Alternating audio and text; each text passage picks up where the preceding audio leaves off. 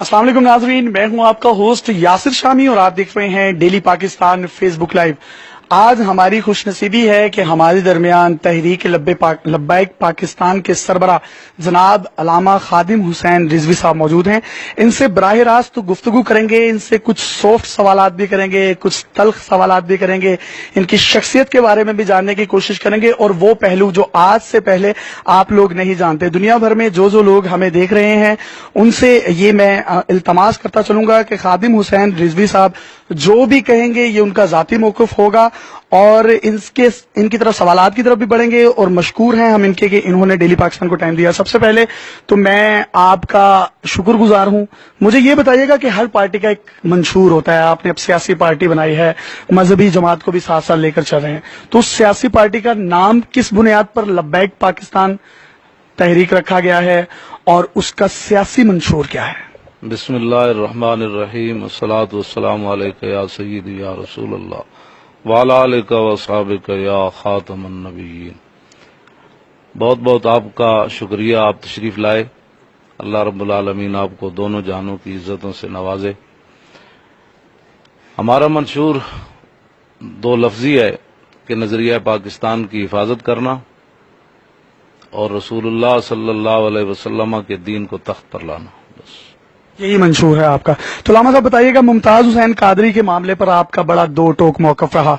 कुछ हलकों में ये बात भी गर्दिश कर रही है कि NA 120 के इलेक्शन से पहले ज़ईम हुसैन कादरी साहब आपके पास आए, ख्वाजा अहमद अफसान साहब आपके पास आए और आपने नून लीग की हिमायत का ऐलान किया। इस बात में कुछ सदाकत है? ये बिल्कुल, इसमें कोई सदाकत नहीं है। वो जो तस्वीरें लगा रहे हैं वो 17 जुलाई की थी, जो आपने धरना दिया था, तो उसकी वो तस्वीरें लगा रहे हैं। अल्लाह रब्बुल आलमीन झूठ बोलने वालों को हिदायत नसीब फरमाए। मेरी उनसे कोई मुलाकात नहीं है, ना हमारी कोई उनसे बात हुई है।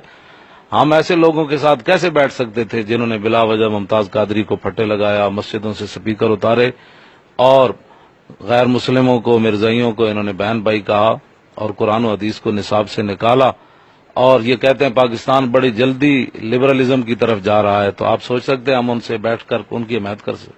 यानी कि आप तरदीद कर रहे हैं? बिल्कुल तरदीद कर रहे हैं, कोई ऐसी बात नहीं हुई। अगर किसी पास कोई सबूत है तो हम भी हाजिर हैं, मैदान भी हाजिर। वो किस सिलसिले में फिर आपके पास हाजिर हुए थे? वो तो गुज़श्ता एक हमारा धरना था 17 जुलाई का गुज़श्ता साल, तो उस सिलसिले में वो हमसे मुज़ाकरात करने आते। मुमताज हुसैन कादरी साहब की आप बात कर रहे हैं, वो रावलपिंडी जेल में थे। उनकी जब आप हिमायत में निकले तो आपको कोट लखपत जेल लाहौर में डाल दिया गया। तो इस दौरान कोई खतो किताबत होती रही, कोई मामला रहा? हमारी ऑडियंस के साथ शेयर करेंगे। जी, मेरे साथ तो उनकी खतो किताबत इस अंदाज से नहीं हुई, लेकिन उनके वालिद गिरामी अगले जुमे जब मैं रिहा होकर आया तो वो खत एक लेकर आए बंद। खुतबा पढ़ने से पहले उन्होंने मुझे दिया, उसमें लिखा था कि जब आप जेल में थे तो मैं आपके साथ था। मैंने उनको नहीं देखा। यानी कि आप लाहौर कोट लखपत जेल में थे, मुमताज हुसैन कादरी साहब रावलपिंडी अडियाला जेल में थे। उनके बाप का ये कहना था? जी जी जी फरमाए। उनके बाप का ये कहना था कि वो आपके पास आए, खत लेकर है। उस खत में उन्होंने खुद लिखा हुआ था, वो खत मेरे पास महफूज है कि वो आपके साथ मौजूद थे। और ये उन्होंने खुद कहा है, मैंने नहीं देखा। ठीक है, अच्छा, अहले सुन्नत वल जमात को आप रिप्रेजेंट करते हैं। पाकिस्तान में सुन्नियों की एक बहुत बड़ी तादाद जो है, अगर वो आपको कामयाब करवा देती है, आप मेजोरिटी में आ भी जाते हैं, तो उसके बाद जो एक फिरका वारियत परवान चढ़ेगी, देवबंदी भी हैं, यहाँ पर वहाबी भी हैं, तो उसको कंट्रोल करने के लिए कोई लाहे अमल है आपके पास? आपने अपनी आंखों से देखा, पूरी दुनिया ने देखा कि इस हल्के में हमारे मुकाबले में कितने लोग खड़े थे। जमात इस्लामी भी थी, वो मिल्ली वाले भी थे, लेकिन कोई बताए कि हमारी तू तकार भी उनसे हुई हो या हमारे कारकुन उनसे लड़े हों। तो हर बंदा अपनी हद के अंदर रहे तो लड़ाई नहीं होगी। जो हद से जो भी तजावुज करता है तो पकड़ा तो उसी को जाता है ना। तो कोई भी तजावुज हद से करेगा वो पकड़ा जाएगा, लेकिन कोई इस तरह की फिरकावारियत नहीं होगी। बल्कि दुनिया देखेगी कि औरंगजेब आलमगीर का दौर जो है वो वापस आया है, कि नबी अलैहिस्सलातु वस्सलाम का दीन जो है कैसे तख्त पर आया और हमारा नुमाइंदा जो है वो टोपियां सीकर और अपना कारोबार करके हुजूर की उम्मत की खिदमत करेगा, पानामा नहीं होगा और किसी पर कोई जुल्म नहीं होगा। आखिर में कुछ 2-3 सवाल आपसे और भी करने हैं, लेकिन उससे पहले मैं आपसे एक सवाल करना चाहूंगा। 3 माह में 7,000 से ज्यादा आपने वोट लिए, इतनी बड़ी इलेक्शन कैंपेन भी नहीं की, इतने फंड्स भी नहीं लगाए, इतना पैसा भी नहीं लगाया, इन्वेस्टर्स भी नहीं हैं आपके, तो पीपल्स पार्टी जो कि कौमी असम्बली में दूसरी बड़ी जमात है, اس سے بھی زیادہ آپ نے ووٹ لیے، جبکہ انہوں نے صرف 1400 سمتھنگ ووٹ لیے، آپ نے 7000 سمتھنگ ووٹ لیے. یہ کریڈٹ کس کو جاتا ہے؟ یہ کوئی کرم نوازی ہے یا کوئی؟ کرم نوازی یہ ہے کہ ہم نے 7 سال اس پر محنت کی ہے. ناموس رسالت کے مسئلے میں ہم کھڑے رہے اور ہر ظلم اور جبر کو ہم نے برداشت کیا. جس لائبریری میں آپ بیٹھے ہیں یہ ساری وہ توڑی انہوں نے، یہ دروازے توڑے، کتابیں نیچے پھینکی، میرے گھر لوٹا.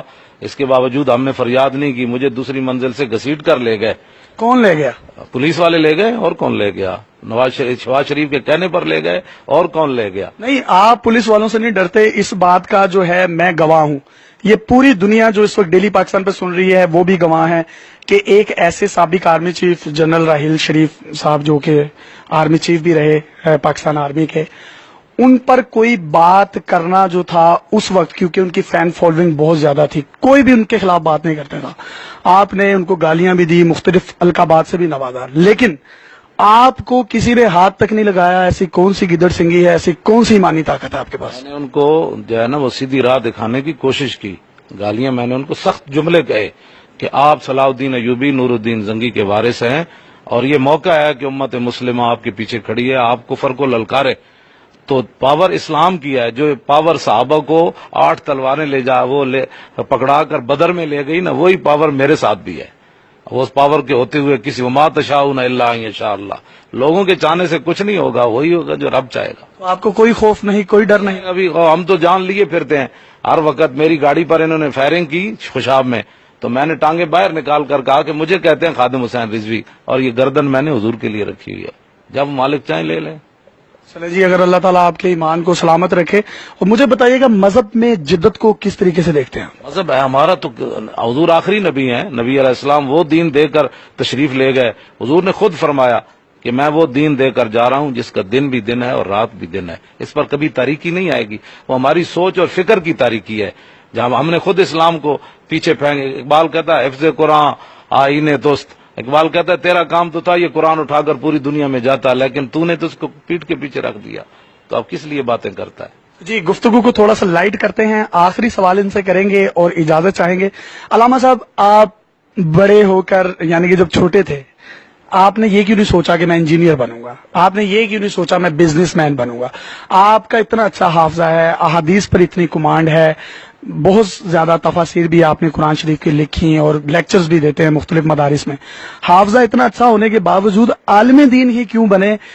CSS کیوں نہیں کیا؟ ہمارے نوجوان جو آپ کو سن رہے ہیں، آپ کو فالو بھی کرتے ہیں، ان کو کیا پیغام دینا چاہیں گے؟ یہ میرے والدین کی تمنا تھی کہ ہمارا بیٹا حافظ بنے، تو ان کی تمنا رب نے پوری کر دی، اور میں نے بھی انہی کی تمنا کو پورا.